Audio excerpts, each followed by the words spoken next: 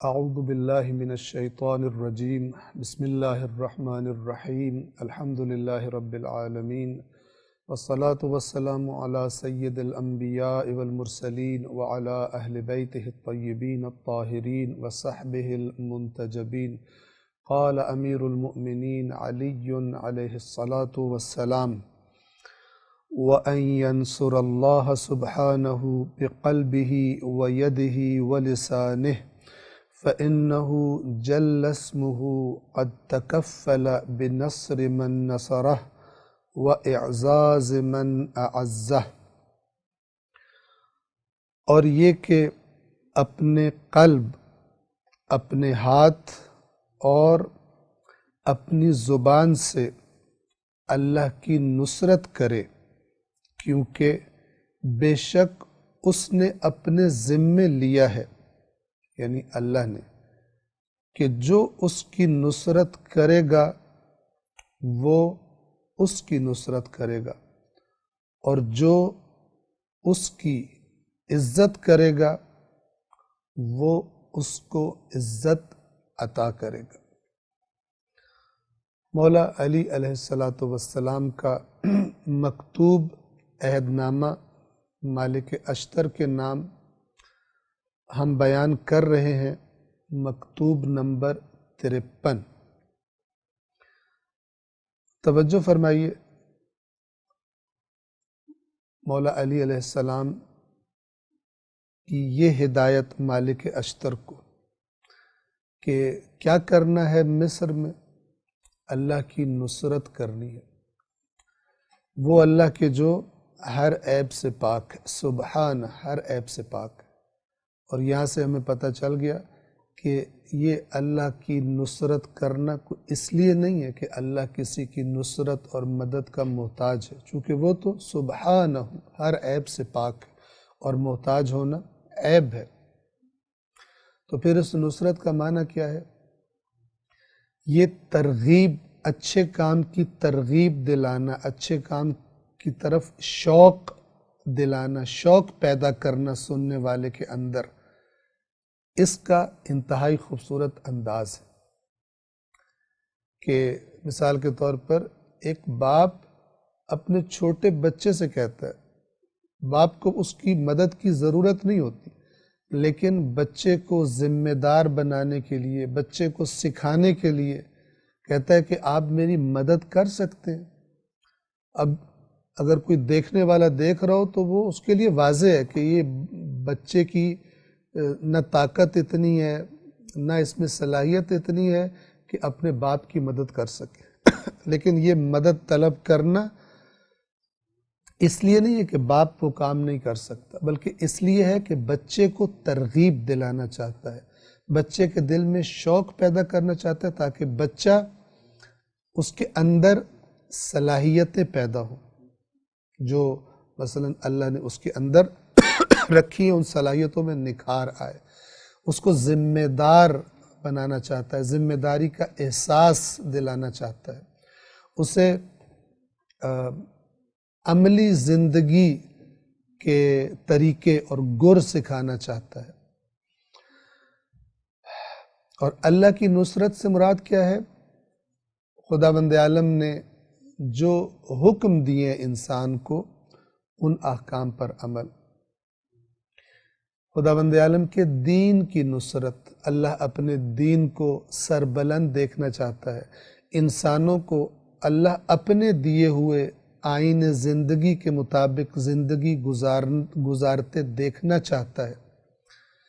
اب ہم سب سے پہلے انسان اپنے لیے راستہ انتخاب کرتا ہے کہ میں نے اللہ کے آئین کے مطابق زندگی گزارنی ہے، اور اس کے بعد پھر دوسروں کی ہدایت کے لیے اور اپنے معاشرے میں اس دین کی تعلیمات کو رائج کرنے کے لیے کوشش کرتا ہے۔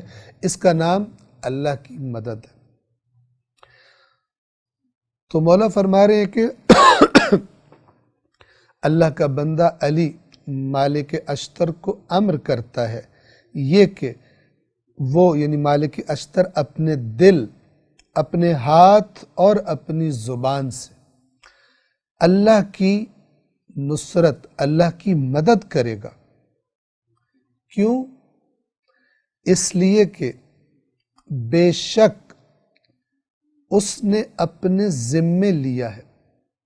اب مالک کو بتا رہے ہیں کہ تو نے جو خدا کا کام کرنا ہے اس کا تجھے نتیجہ کیا ملے گا اللہ کی طرف سے۔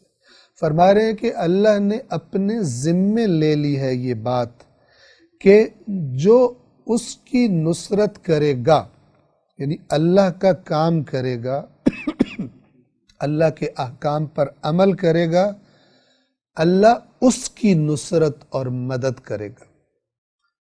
اب یہ در حقیقت قرآن مجید کی آیت سے لی گئی بات ہے کہ سورہ محمد میں اللہ تبارک و تعالی نے فرمایا یا ایھا الذین آمنوا ان تنصروا اللہ ینصرکم ویثبت اقدامکم، اے ایمان والو اگر تم اللہ کی مدد کرو گے تو اللہ تمہاری مدد کرے گا اور تمہارے قدموں کو ثابت رکھے گا، ثابت قدم کر دے گا، میدان سے تمہارے قدم اکھڑنے نہیں دے گا، تمہارے اندر حوصلہ ہمت پیدا کر دے گا۔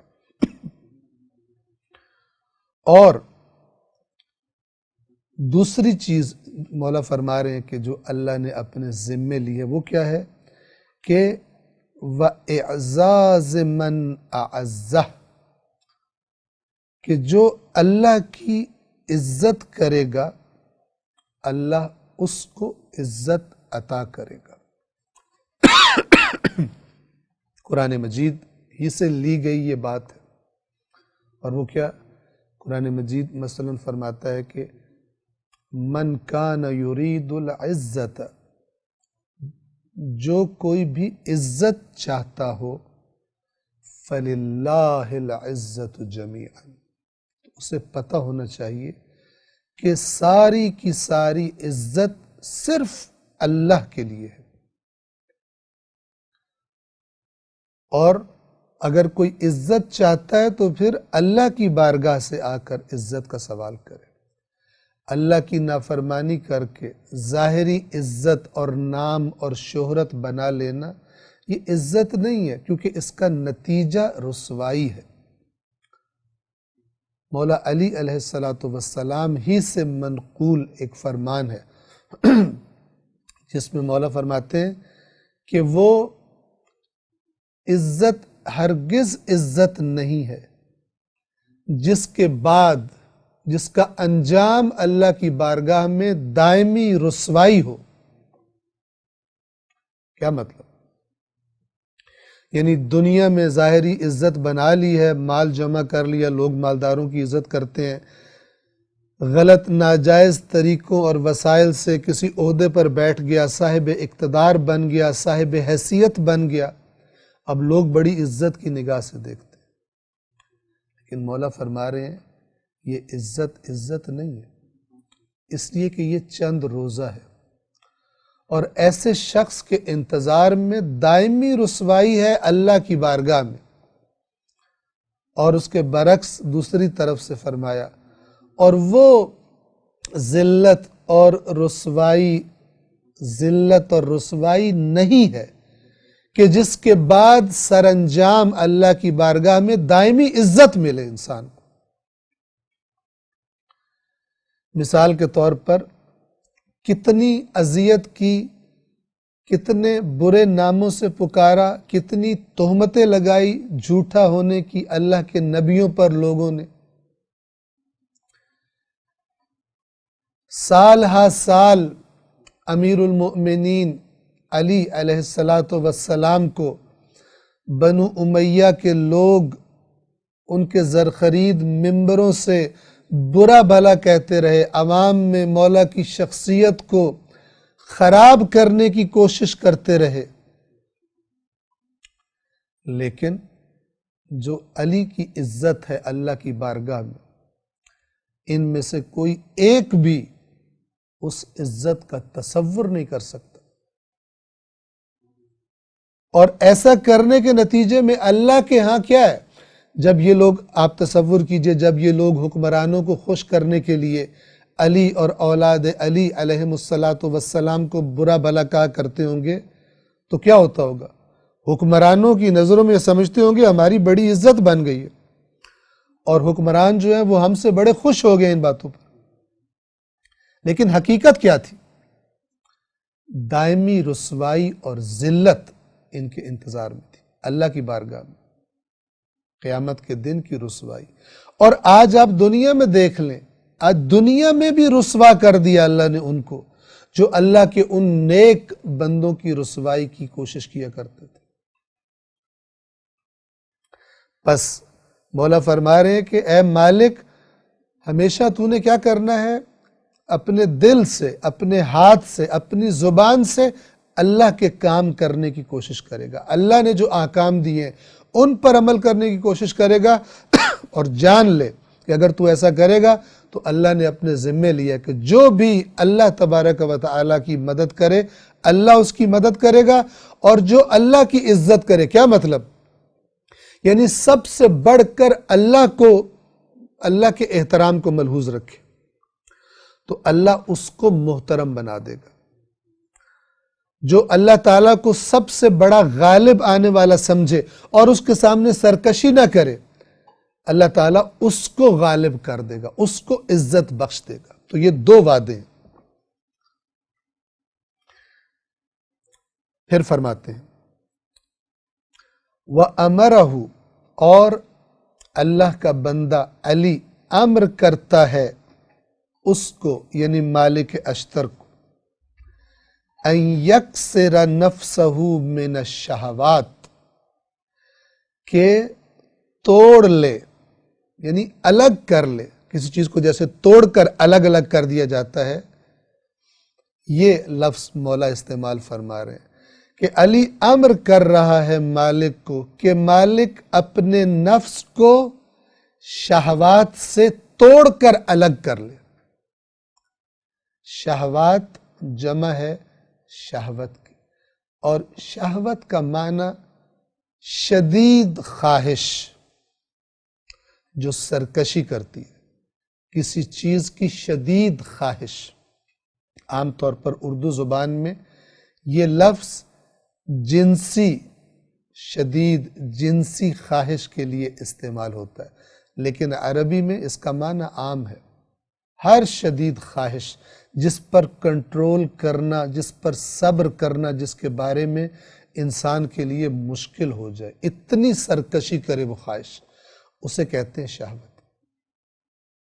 اب آپ دیکھیے، کیونکہ مالک اشتر کو مصر کا حاکم بنا کے بھیج رہے ہیں، تو حکمران اپنے اقتدار کی وجہ سے، اپنی طاقت کی وجہ سے ان کا جو جی چاہتا ہے کر گزرتے، اچھا کام ہو یا برا کام ہو. اگر کسی پہ غصہ آ جائے، غصہ شہوت ہے. کیوں؟ اس لیے کہ غصہ انسان پر غالب آ جاتا ہے اور ایسے کام کروا دیتا ہے انسان سے کہ جن کی وجہ سے ہو سکتا ہے باقی ساری عمر پچھتانا پڑے اس کو. بس شدید غصہ کچھ انسان سے تقاضا کرتا ہے، شہوت ہوتی ہے. ایک شخص اقتدار تک پہنچنا چاہتا ہے، اقتدار تک پہنچنے کے لیے لوگوں سے جھوٹ بولتا ہے، جھوٹے وعدے کرتا ہے، رشوتیں دیتا ہے، دوسرے اپنے مد مقابل پر تہمتیں لگاتا ہے، اسے بدنام کرتا ہے تاکہ اس اقتدار تک پہنچ جائے. یہ شہوت اقتدار ہے. اسی طرح شہوت مال ہے. شہوت مال کے مال جمع کرنے کی شدید خواہش. انسان کیا کرتا ہے؟ انسان حرام کی طرف جن وسائل اور طریقوں سے اللہ نے منع فرمایا ہے اس طرف اس کی رغبت ہو جاتی ہے. شہوت مال. اور ان شہوات میں سے ایک شہوت جنسی شہوت ہے. ایک عورت اور مرد کا حلال تعلق ہے جو اللہ تبارک و تعالی نے جس کا راستہ بتایا ہے، حلال قرار دیا ہے، اور ایسا کرنے والوں کے لیے اجر و ثواب کا وعدہ کیا. لیکن اس حلال طریقے سے ہٹ کر باقی طریقوں کو حرام قرار دیا. حلال طریقے کے علاوہ تعلقات قائم کرنا عورت اور مرد کا، اس پر اللہ نے سزا کی دھمکی دی۔ تو یہ شہوات کی مختلف شکلیں۔ پس شہوت یعنی شدید خواہش۔ سورہ آل عمران میں اللہ تبارک و تعالی نے فرمایا زُیِّنَ لِلنَّاسِ حُبُّ الشَّہَوَاتِ، شہوات کی محبت لوگوں کے لیے خوبصورت بنا دی گئی ہے۔ کیا ہے وہ شہوات؟ من النساء، عورتیں، والبنین، اور بیٹے۔ دیکھیں بیٹوں کو شہوت کہا جا رہا ہے۔ کیا مطلب؟ عرب اس زمانے میں بیٹوں سے بہت محبت کرتے تھے، بیٹیوں سے نفرت کرتے، بڑی شدید خواہش ہوتی تھی کہ میرے پاس میرے بیٹے ہوں، بیٹی نہ ہو بیٹے ہوں۔ یہ بھی شہوت ہے۔ من النساء والبنین والقناطیر المقنطرہ، اور جمع کیے ہوئے ڈھیر لگے ہوئے خزانے، من الذہب والفضہ، سونے اور چاندی کے۔ اس زمانے میں سونا اور چاندی تھا، آج بھی سونے کی شہوت ہے لوگوں کو، مثلا خواتین کو بہت زیادہ ہوتی ہے، مردوں کو بھی ہوتی ہے۔ اور اسی طرح اگر آج کے زمانے میں ہم لے لیں تو سونا چاندی نہیں، مثلا کسی کے پاس فورن کرنسی اکاؤنٹ ہے، کسی کے پاس فلان ہے۔ من الذہب والفضہ والخیل المسومہ، اور نشان لگے ہوئے گھوڑے، نشان لگے ہوتے تھے کہ یہ گھوڑے فلان شخص کی علامت ہوتی ہے۔ آج آپ لے لیں مثلا سواریاں، مختلف مہنگی قیمتی گاڑیاں، بعض لوگ آپ دیکھتے ہیں کہ ان کی گاڑیوں کی کلیکشن، بے تحاشا دولت اس پہ لگی ہوئی ہوتی ہے۔ ایک شخص ہے، اس کے پاس مثلا 10 گاڑیاں انتہائی مہنگی، والخیل المسومہ، نشان لگے گھوڑے، آج کے گھوڑے ہی ہیں۔ والانعام والحرث، اور چارپائے اور کھیتیاں۔ اس زمانے کی چیزوں کے نام لیے قرآن نے جو اس زمانے کی بڑی بڑی شہوات تھی۔ ہم اپنے زمانے کے مطابق اپنے آپ کو دیکھ سکتے ہیں کہ کیا کیا شہوات ہیں کہ جو سرکش ہیں ہمارے اندر، اور ان کو حاصل کرنے کے لیے، ان کو اپنے پاس جمع کرنے کے لیے ہم خدا کو، اللہ کو بھول جاتے ہیں۔ تو اب آپ تصور کیجئے کہ مولا مالک اشتر کو چونکہ حکمران بنا کے بھیج رہے ہیں، فرما رہے ہیں کہ مالک کو علی حکم کر رہا ہے کہ مالک اپنے نفس کو توڑ لے گا، شہوات سے الگ کر دے گا۔ وَيَزَعَهَا عِنْدَ الْجَمَحَاتِ، اور ان کی سرکشی کے وقت انہیں روک کر رکھے گا۔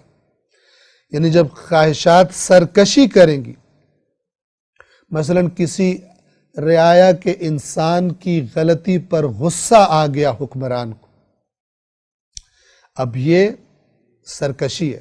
یہ جو لفظ استعمال کیا عند الجمحات، وَيَزَعَهَا عند الجمحات، یہ جمحات کہتے ہیں کہ جب گھوڑا اتنا سرکش ہو جائے کہ اپنے سوار کو گرا کر اوپر غالب آ جائے۔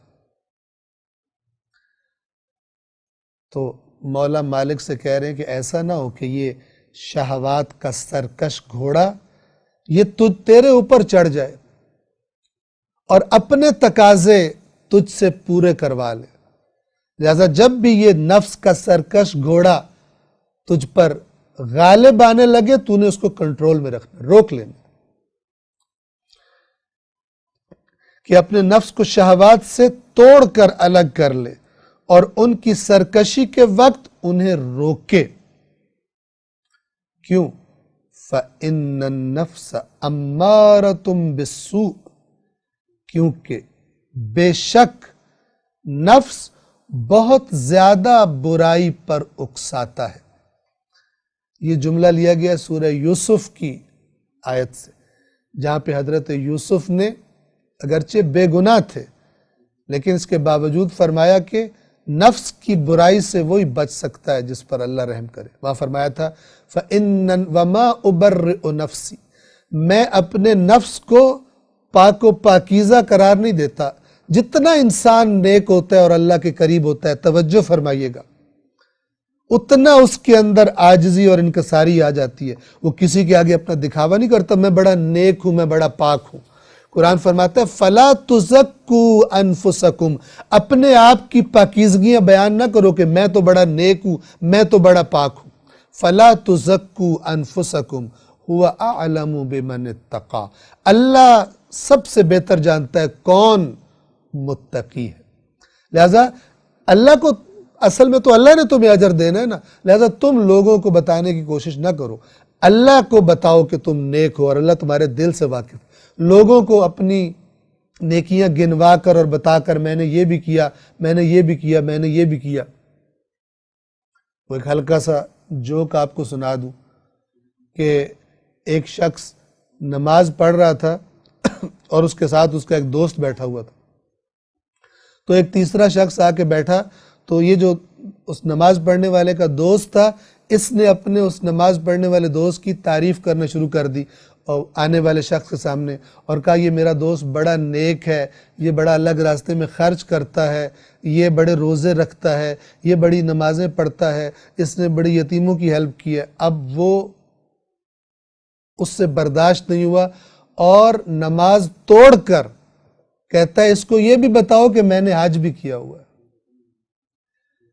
بعض لوگوں کا جذبہ جو ہوتا ہے، اپنی اگر چھوٹا سا نیک کام کر لیں، ان کا دل کرتا ہے ساری دنیا کو پتہ لگے، ساری دنیا کو پتہ لگے. حالانکہ حقیقت اگر دیکھا جائے تو وہ تو اللہ کے لیے کیا گیا، عبادت کی گئی ہے، نیک کام کیا گیا تو وہ تو اللہ کے لیے کیا گیا. تو پھر لوگوں کو دکھانے کا اتنا شوق کیوں؟ یہ اتنی خطرناک چیز ہے جسے ریاکاری کہتے ہیں. یہ شیطان کی اتنا خطرناک حربہ ہے کہ جس کے ذریعے انسان کا کیا ہوا نیک کام شیطان ضائع کروا دیتا، کیا ہوا نیک کام ضائع کروا دیتا. اور روایات کے مطابق ایسے شخص سے قیامت کے دن کہا جائے گا کہ تم نے جو اجر چاہا تھا وہ لے لیا دنیا سے، جن کے لیے کیا تھا، جن کو دکھانے کے لیے، ان سے اجر مانگو. شیطان پہلے تو انسان کو نیک کام کرنے سے روکتا ہے کہ انسان کرے ہی نہ، لیکن اگر کر لے، یہ زنجیر توڑ دے شیطان کی اور اس نیک کام کا ارادہ کر لے، تو اگلی چال کیا ہوتی ہے کہ اس میں ملاوٹ کروا دوں، خالص اللہ کے لیے نہ ہو، لوگوں کے سامنے اپنا دکھاوا بھی شامل کرا دوں تاکہ اس کی نیکی ضائع ہو جائے. تو حضرت یوسف نے اسی طرح فرمایا کہ وَمَا أُبَرِّئُ نَفْسِي، میں اپنے نفس کو بری، بہت پاک و پاکیزہ قرار نہیں دیتا. کیوں؟ فَإِنَّ النَّفْسَ لَأَمَّارَةٌ بِالسُّوءِ إِلَّا مَا رَحِمَ رَبِّي. اور یہاں پر یہ ہے کہ فَإِنَّ النَّفْسَ أَمَّارَةٌ بِالسُّوءِ، مولا مالک کو خبردار کر رہے ہیں کہ یاد رکھ، نفس تو بہت زیادہ اکساتا ہے برائی پر، إِلَّا مَا رَحِمَ اللَّهِ، سوائے اس کے کہ جو اللہ رحم کر دے، یعنی سوائے اس شخص پر کہ اللہ کی رحمت جس کے شامل حال ہو جائے. ثم علم، یعنی ثم کا معنی ہوتا ہے پھر، اور یہاں پر معنی یہ کہ جو باتیں میں نے تجھ سے کہہ دی ان کے بعد، اے علم، اے مالک، تو جان لے، یا مالک، اے مالک، انی قد وجہتک الی بلاد قد جرت علیہا دول قبلک من عدل و جور. اے مالک جان لے کہ بے شک میں نے تمہیں ان علاقوں کی طرف بھیجا ہے، یعنی مصر کی طرف مراد ہے. میں نے تمہیں ان علاقوں کی طرف بھیجا ہے جہاں تم سے پہلے کئی عادل اور ظالم حکومتیں گزر چکی.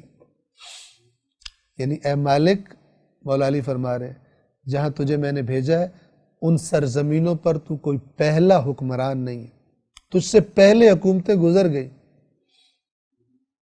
عادل بھی تھے اور ظالم بھی تھے.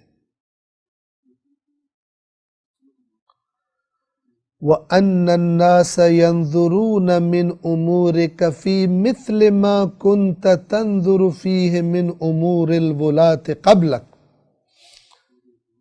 مولا فرماتے ہیں مالک اشتر کو، اور یہ کہ لوگ تیرے کاموں کو اسی انداز میں دیکھیں گے جس طرح تم اے مالک اپنے گزشتہ حکمرانوں کو دیکھا کرتے تھے، یعنی جس طرح تم اپنے حکمرانوں کے کاموں کو دیکھتے تھے، تنقید کرتے تھے،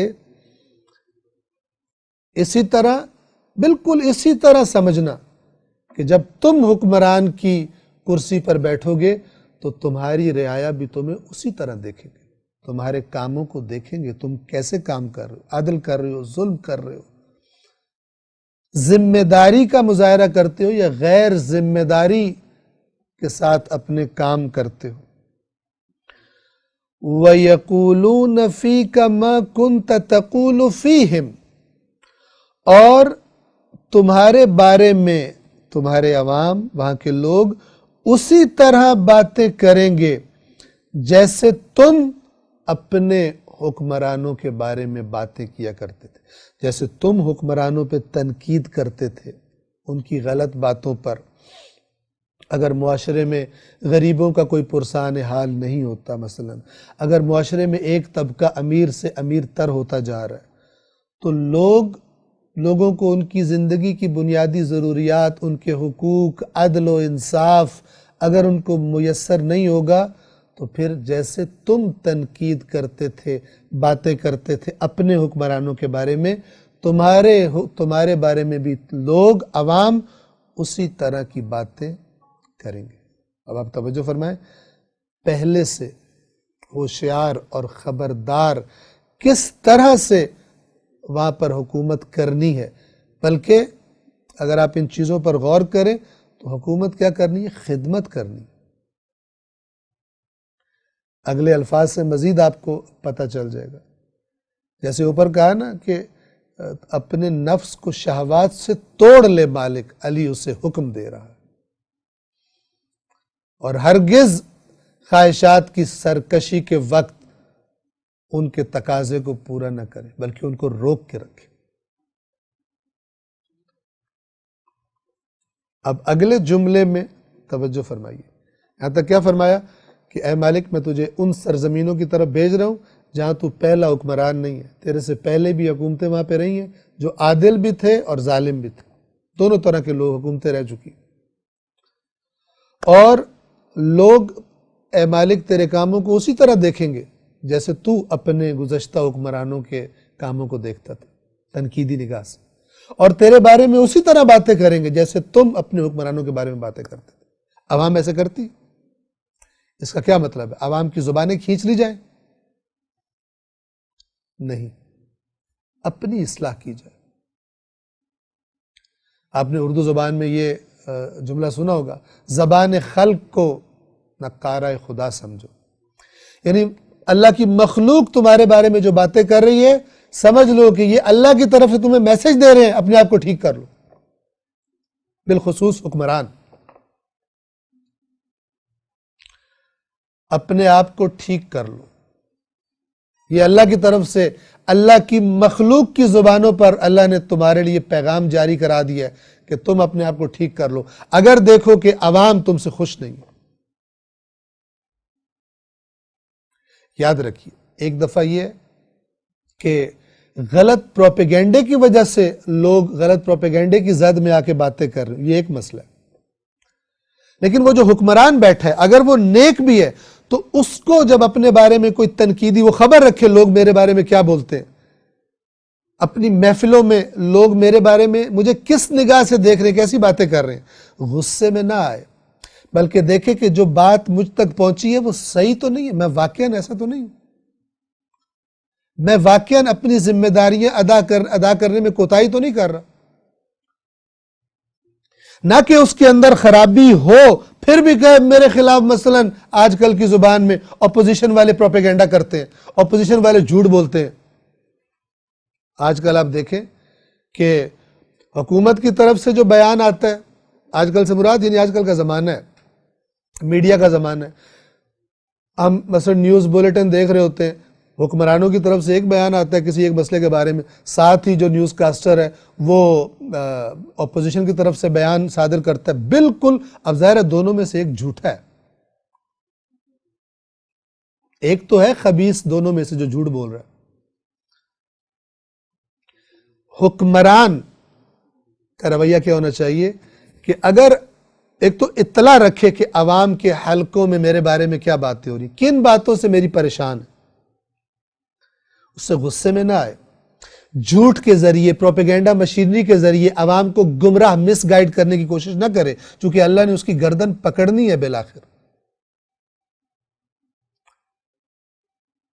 کرسی بھی نہیں رہنی بالآخر، اور سب سے خطرناک اللہ کی بارگاہ میں ہونے والا حساب کتاب ہے کہ جب یہ لاکھوں کروڑوں لوگ جن کے ساتھ دھوکا ہوا ہے سب اپنا حساب لینے کے لیے اللہ کی بارگاہ میں کھڑے ہوں گے، اور خدا اس حکمران کو ان کے سب کے سامنے پیش کرے گا کہ ان کا جواب دے، ان کے حقوق پر جو ڈاکہ پڑا ہے پورے کر کے دے۔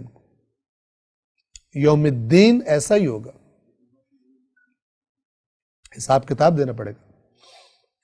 تو مالک اشتر کو مولا فرما رہے، اور اس کا اگلا جملہ جو ہے جس کو تاکہ یہ زیادہ اچھی طرح واضح ہو جائے میں نے یہ ساری بات کی ہے، توجہ سے سنیے گا۔ مولا فرماتے ہیں وَإِنَّمَا يُسْتَدَلُّ عَلَى الصَّالِحِينَ بِمَا يُجْرِ اللَّهُ لَهُمْ عَلَىٰ أَلْسُنِ عِبَادِهِ، یعنی اے مالک اشتر جان لے کہ صالحین کا پتہ تو انہی باتوں سے چلتا ہے جو اللہ ان کے بارے میں اپنے بندوں کی زبانوں پر جاری کروا دیتا ہے۔ یعنی اے مالک اس فکر میں رہنا کہ تیری رعایا کی زبانوں پر تیری تعریف جاری ہو، ایسے کام کرنا، رعایا تجھ سے خوش ہو، تیرے لیے دعائیں کرے، ان کی زبان سے تیرے بارے میں اگر اچھی باتیں جاری ہو گئی یہ بتائے گا کہ تو اللہ کا صالح بندہ ہے۔ یعنی عوام کو اتنا راضی رکھنے کی کوشش کرنا، اتنی خدمت کرنا عوام کی کہ ان کی زبانوں پر اللہ تیری تعریف جاری کروا دے۔ دوبارہ سنیے، صالحین کا پتہ تو صرف انہی باتوں سے چلتا ہے، صالحین کے یعنی کسی بندے کے صالح، یہ جو لفظ ہے نا یستدل، دلیل سے ہے، کسی حکمران کے صالح ہونے کی دلیل صرف یہ بات ہے کہ جو صرف وہ باتیں ہوتی ہیں کہ جن کو اللہ اس کے بارے میں اپنے بندوں کی زبانوں پر جاری کر دیتا ہے۔ عوام کی باتوں سے پتہ چلتا ہے باہر کے لوگوں کو حکمران کیسا ہے۔ اگر عوام چیخ رہے ہوں، عوام چیخ و پکار کر رہے ہوں، درد سے بلبلا رہے ہوں، اور حکمران اپنی حکومت کو باقی رکھنے کے لیے جھوٹ اور مکاری کا سہارا لے کر اپنی نااہلیوں کو دوسروں کے کھاتوں میں ڈال کر اپنی کرسی سے چپکا رہے، اپنی کرسی بچانے کے لیے، اللہ کی بارگاہ میں حاضر ہونے کے لیے تیار ہو جائے۔ اور صالحین کا پتہ تو انہی باتوں سے چلتا ہے جو اللہ ان کے بارے میں اپنے بندوں کی زبانوں پر جاری کروا دیتا ہے۔ پس اے مالک، پس تمہارے لیے پسندیدہ ترین ذخیرہ عمل صالح کا ذخیرہ ہونا چاہیے۔ یعنی تو وہاں مال جمع کرنا نہ شروع ہو جانا، آج کی زبان میں اپنے اکاؤنٹس بھرنا نہ شروع ہو جانا، اپنی پراپرٹیز بنانا شروع نہ ہو جانا، ذخیرہ کرنا ہے تو تیرے لیے پسندیدہ ترین ذخیرہ اے مالک علی تجھے بتا رہے ہیں کہ تیرے لیے پسندیدہ ترین ذخیرہ کیا مطلب؟ سب سے زیادہ جو چیز تجھے پسند ہونی چاہیے کہ تو جمع کرے، ڈھیر کر لے اس کا، وہ عمل صالح ہونا چاہیے۔ لفظ یہ عربی کے فَلْيَكُنْ أَحَبَّ الذَّخَائِرِ إِلَيْكَ ذخیرۃ العمل الصالح، پس ذخیروں میں سے سب سے زیادہ پسندیدہ ذخیرہ تیرے لیے کیا ہونا چاہیے؟ عمل صالح کا ذخیرہ، عمل صالح کے ڈھیر لگانا، ان کے مال پر لوٹ مارنا شروع کر دینا، ان کے مال سے عیاشیاں، جیسے آج کل کے حکمرانوں کے چال چلن ہوتے ہیں کہ عوام سے ٹیکس لے لے کر، یعنی اگر کوئی کمی آتی ہے، مثال کے طور پر اگر ایک بجٹ منظور ہوا ہے تو جو حکمرانوں کے خرچے ہیں وہ تو پورے پورے چلتے ہیں، ادھر کوئی کمی نہیں آتی۔ مثال کے طور پر وزراء، مثال کے طور پر حکمران طبقہ، مثال کے طور پر جو اپنے چاؤ چونچلے انہوں نے خود بنائے ہوئے ہیں، ادھر کے لیے بجٹ پورا ہوتا ہے، پہلے نکال کے الگ کر لیتے، برق گرتی ہے تو بیچارے عوام پر، ان کو بھگتنا پڑتا ہے۔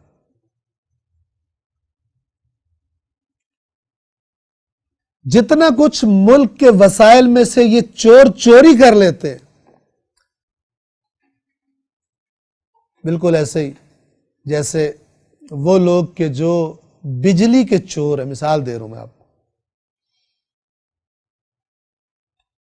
شیطان کا وسوسہ بڑا خبیثانہ ہوتا ہے۔ کئی لوگوں کو ہم نے دیکھا ہے، کہتے ہیں ظالم حکومت ہے، ہمارا حق نہیں دے رہی، ہم بھی بجلی چوری کریں گے۔ تیری بجلی چوری کا خمیازہ کون بھگتے گا؟ وزراء کی جیب سے نکلے گا وہ خرچ، جو تو بجلی جو تو نے چوری کی ہے اس، اور تیرے جیسوں نے جو بجلی چوری کی ہے مثال کے طور پر، اس کا بوجھ کس پر پڑے گا؟ اس غریب پر جس کے گھر میں بجلی کا میٹر چلتا ہے۔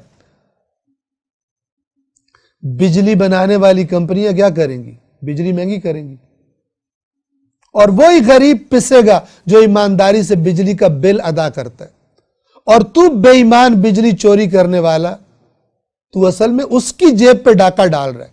حکومت غاصب ہے، حکومت ظالم ہے، یہ تیرا شیطانی وسوسہ ہے، شیطان نے تجھے چکر دیا، تو چور ہے،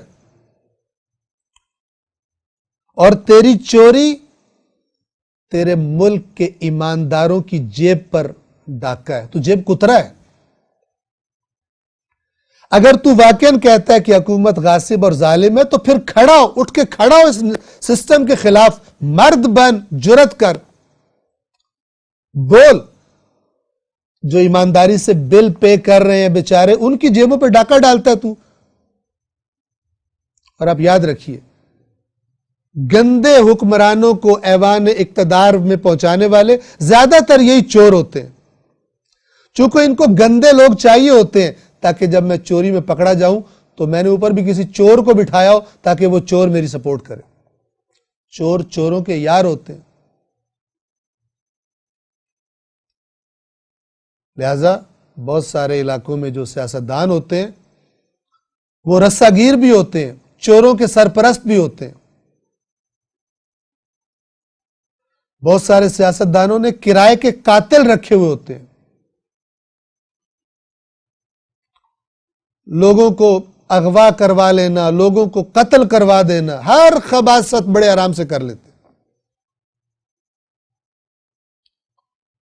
جب اقتدار میں ہوتے ہیں تو اپنی اس مالی قوت کو باقی اور قائم رکھنے کے لیے خوب لوٹ مار کرتے ہیں، خوب لوٹ مار کرتے ہیں تاکہ وہ جو ان کی اکانومی ہے، اپنی اکانومی، وہ سٹرونگ رہے، اور آئندہ بھی اپنے پیسے کے بلبوتے پر جو کرنا چاہے کر سکے، سیاست کرنا چاہے، خرچے کرنا چاہے کر سکے، اپنی شان و شوکت برقرار رکھ سکے۔ جو علی کو اپنا مولا سمجھتا ہے وہ اس نصیحت کو سنے، کیا فرما رہے ہیں؟ پس تمہارے لیے ذخیروں میں سے، مال کے ذخیرے، ظاہری اقتدار اور اس کے ذخیرے، ڈھیر، ہر چیز، ان سب سے زیادہ اے مالک تمہارے لیے پسندیدہ ترین ذخیرہ عمل صالح کا ذخیرہ ہونا چاہیے۔ فَامْلِكْ هَوَاكَ، پس اپنی خواہشات پر قابو رکھ۔ فَامْلِكْ یعنی تو مالک بن جا، کس کا؟ ہوا کا، اپنی ہوائے نفس کا۔ ہوائے نفس یعنی وہی ہوا کیا کرتی ہے؟ انسان کو ایک طرف جھکا دیتی ہے۔ یعنی یہ جو تیری دل کی خواہشیں، خواہشات نفسانی ہیں، تو ان کا مالک بن کے رہنا، یہ تیری مالک نہ بن جائے، چونکہ انسان اپنے مالک کے حکم پہ چلتا ہے۔ تو اپنی خواہشوں کو کنٹرول میں رکھنا، چونکہ مالک وہ ہوتا ہے کہ اس کی ملکیت اس کے کنٹرول میں ہوتی ہے۔ اپنی خواہشات کا پر اپنی ملکیت بنا لے، کیوں؟ تاکہ تیری خواہشات تیری مالک نہ بن جائے، تیری خواہشات تجھے استعمال نہ کریں، تیری شہوات تجھے استعمال نہ کریں اپنے تقاضے پورے کرانے کے لیے۔ اور میں نے کچھ دیر پہلے آیت بھی پڑھ دی، شہوات، نساء، عورتیں، بنین، بیٹے، قناطیر المقنطرہ، ڈھیر لگے ہوئے جمع کیے ہوئے خزانے، من الذہب والفضہ، سونے اور چاندی کے، والخیل المسومہ، اور اعلیٰ نسلوں کے نشان لگے ہوئے گھوڑے،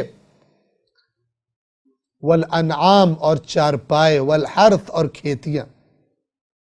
آج کے زمانے میں آج کے مطابق یہ شہوات تیری مالک نہ بن جائیں، انہیں حاصل کرنے کے لیے تو اللہ تعالیٰ کے حدود کو پامال کر دے، اور اپنی رعایا کے لیے تو ایک بھیڑیے کی طرح بن جائے، جیسے کہ اسی خطبے میں آگے آ جائے گا۔ اے مالک، اپنی خواہش کا مالک بنے رہنا، اپنی خواہش کو کنٹرول کرنا۔ وَالشُّحَّ بِنَفْسِكَ عَمَّا لَا يَحِلُّ لَكَ، اور جو تیرے لیے حلال نہیں ہے اس کے بارے میں اپنے نفس کے ساتھ بخل کرنا، کنجوسی کرنا، یعنی تیرا نفس تجھ سے مانگے مجھے یہ دے، مت دینا، کنجوسی کرنا، نفس کو جو وہ مطالبہ کرے اس کو عطا مت کر۔ مکتوب نمبر 53 کا یہ تیسرا جو درس تھا، آج ہم اس کو یہاں پر تمام کر رہے ہیں۔